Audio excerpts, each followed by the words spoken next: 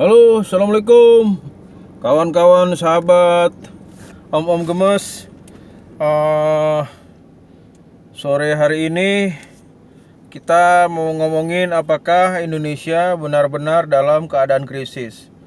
Tapi ini dari kacamata awam atau dari kacamata orang kebanyakan. Nah, kenapa saya bicara apakah benar-benar Indonesia dalam keadaan krisis? Ya, karena apa? Kalau kita lihat secara faktual, banyak layoff terhadap perusahaan-perusahaan, banyak PHK, banyak perumahan terhadap teman-teman yang bekerja di berbagai macam sektor. Tapi di satu sisi yang lain, kita melihat wajah sementara kalangan yang ya kayaknya sense of crisisnya hilang gitu. Saya tidak mengatakan bahwa kesenangan pribadi, kesenangan individual itu dilarang atau tidak baik. Itu baik, boleh-boleh saja. Tapi saya seperti melihat dua kutub dunia atau dua situasi yang jomplang yang buat saya sih secara pribadi itu miris, membuat membuat hati saya tuh ya kalau boleh dibilang lebay-lebay lah, bergejolak gitulah ya. Karena apa yang saya lihat itu, di satu sisi ada orang yang kena berbagai macam persoalan, tapi di sisi lain di media sosial terutama itu kok apa yang diperlihatkan sesuatu yang tidak bermakna gitu, atau jauh dari rasa dan empati kepada situasi krisis dan pandemi yang sedang berlangsung. Jadi kenapa saya beri judul apakah sesungguhnya Indonesia dalam krisis? Kalau menurut saya, ya, secara faktual krisis terjadi. Di mana-mana ada orang kena layoff, kena PHK, di mana-mana ada orang kena kemalangan lah gitu. Sulit, teman-teman saya juga banyak yang ngalamin, meskipun mereka nggak bicara dan tidak ngomong apa-apa. Mereka jalani hidup mereka dengan tabah, mereka telan sendiri semua situasi yang sedang menimpa mereka. Dan saya tahu itu, dan mereka orang-orang yang struggle, mereka orang-orang yang kuat gitu. Tapi di sisi lain, mbok ya empati itu ditunjukkan lah gitu. Jadi tidak perlu segala sesuatunya diperlihatkan dan dipertunjukkan, dipertontonkan. Karena ini situasi yang mungkin buat orang lain jalan keluarnya ya nonton hal-hal atau lihat hal yang gak berguna. Tapi buat saya, orang-orang yang bisa mempertontonkan dan membuat hal-hal tidak berguna itu mbok ngerem sedikit gitu. Ya, saya paham banyak orang juga yang sudah membantu kawan-kawan, saudara-saudaranya.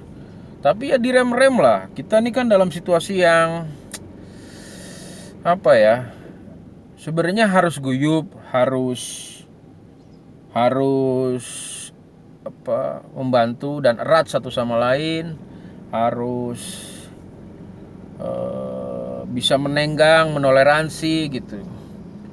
Nah, tapi nyatanya kalau kita beberapa kali lewat jalan protokol di waktu-waktu tertentu, di malam-malam tertentu, itu ada banyak orang yang seperti tidak punya sense of crisis gitu. Buang-buang bensin, buang-buang gaya gitu, di tengah situasi yang sebenarnya juga sulit gitu. Di tengah situasi yang buat banyak orang tuh harus bisa menahan diri gitu. Saya tahu sebagian yang bergaya-gaya, yang mejeng-mejeng itu juga ya susah juga gitu. Ada yang bahkan pernah direct message saya atau inbox saya gitu bahwa mereka sulit. Tapi ginilah, kita jangan terhanyut terhadap situasi yang penuh ketidakpastian ini gitu. Karena di sini di Indonesia ini kepastian itu adalah ketidakpastian itu sendiri gitu.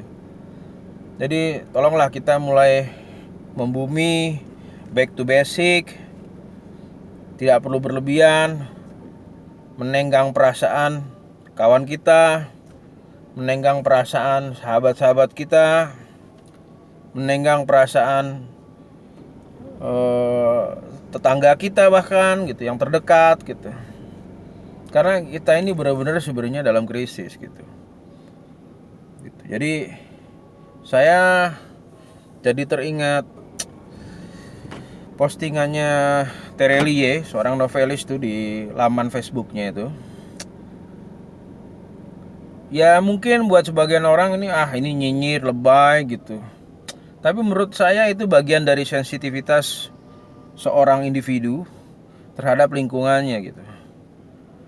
Jadi sudahlah, stop mempertontonkan hal-hal yang sekedar menjual bullshit, mimpi, menjual sesuatu yang tidak mendidik, menjual sesuatu yang mempertontonkan sesuatu yang jauh panggang dari api, yang ngawang-ngawang, yang sulit diraih, atau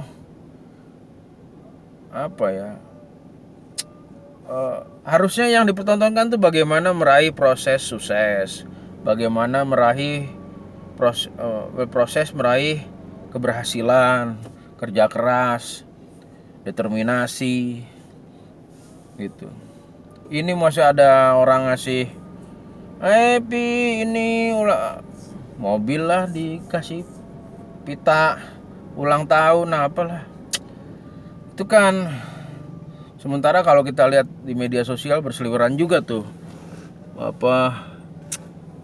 orang yang di beberapa website ya, yang di-share di media sosial, di Facebook, ya saya aktif di Facebook, jadi yang saya lihat di Facebook ada orang anaknya kena hidrosipalus, butuh operasi, ada orang yang anaknya kena kelainan jantung, ada orang yang anaknya kena jenis penyakit tertentu dan mereka tidak bisa berobat. Nah itulah harusnya energi kita diarahkan ke situ gitu loh, dihabiskan ke situ gitu loh.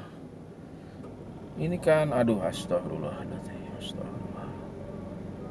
Ya udahlah, saya nggak mau panjang-panjang, tapi saya mau ingatkan bahwa kita masih dalam keadaan krisis, dan sense of crisis itu harus ada di setiap kita gitu. Jadi keberpihakan kepada yang lemah atau dilemahkan itu harus menjadi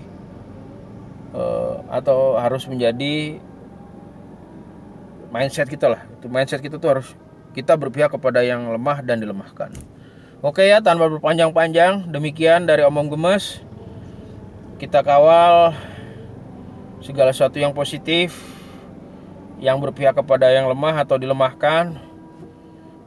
Kita jaga kesehatan kita. Kita lawan COVID-19 ini. Kita bantu yang bisa kita bantu tanpa harus lebay lah gitu. Tanpa harus